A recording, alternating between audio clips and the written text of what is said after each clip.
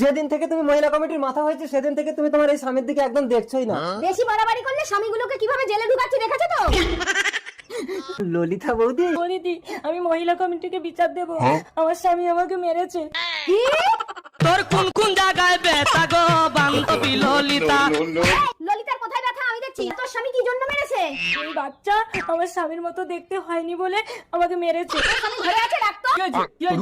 এই বালেশ্বর, তুই তোর বউকে মেরেছিস কেন? এই বাচ্চা আমার না। কি করে বুঝলি এই বাচ্চা তোর না? আরে মহিলা কমিটি ম্যাডাম, বাচ্চার মুখটা তো একবার দেখুন।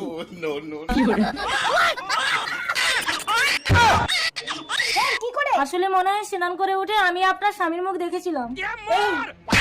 কারো মুখ দেখলে বাচ্চা কখনো হুবহু তার মতো দেখতে হয়? তা তুমি বাড়িতে থাকো না কেন? এই একে কি দিয়ে মারবো রে? একে মনে হয় এক এক। দাঁড়াও, আইন নিজের হাতে তুলে নিও না। আমি পুলিশকে ফোন করেছি, পুলিশ এক্ষুনি আসছে। এ কুত্তা চল, পরের হাড়িতে মুখ মারিস।